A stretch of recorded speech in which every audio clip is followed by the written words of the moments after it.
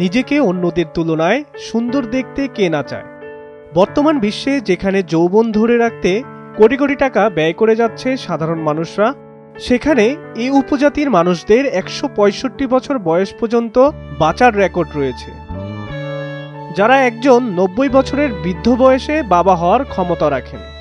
এমনকি একজন ৭০ বছরের নারীও অনায়াসে গর্ভবতী হন ও বাচ্চা প্রসব করেন।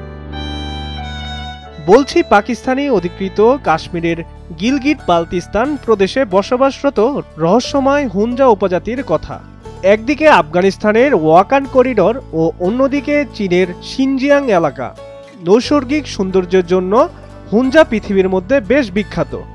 অপরূপ নৈসর্গের টানে প্রতি বছর ছুটে আসেন হাজার হাজার বেশি বিদেশি পর্যটক।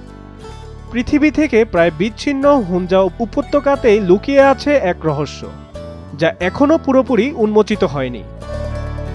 এই উপত্যকাতেই বসবাস করে হুঞ্জা বা বুরুশ নামে এক জনগোষ্ঠী, যে গোষ্ঠীর মানুষ অমর নন কিন্তু চিরনবিন। শুনতে অদ্ভুত লাগলেও এটা প্রায় মিথ হয়ে গেছে। হুঞ্জারা নাকি জমের দুয়ারে কাঁটা দিয়ে অনায়াসে জীবনের পিছে সেঞ্চুরি হাঁকিয়ে থাকেন।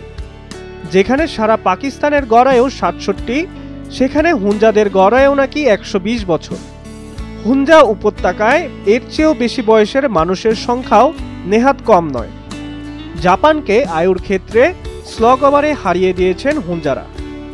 এই জনগোষ্ঠীর দীর্ঘায়ু হওয়ার রহস্য নিয়ে প্রায় ১০০ বছর ধরে চর্চা চললেও তা বিশ্বের কাছে আলোচনার বিষয়বস্তু হয়ে ওঠে ১৯৮৪ সালে।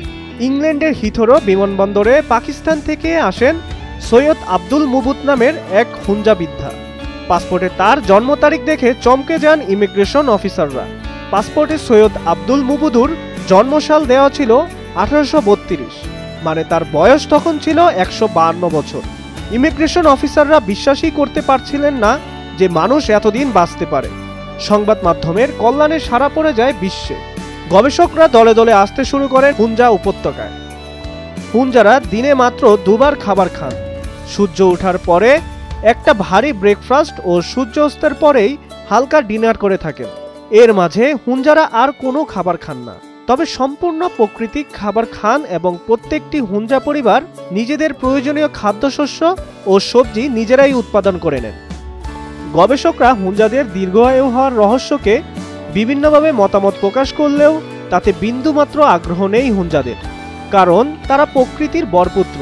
তাই প্রকৃতির কোলেই জীবনের পিছে হাসতে হাসতে রান নিয়ে সেঞ্চুরির পথে এগিয়ে যান হুঞ্জারা, যা রীতিমতো অবাক বিস্ময়ে তাকিয়ে থাকে বিশ্ব। সাব্বির হাসান, মাছরাঙ্গা টেলিভিশন।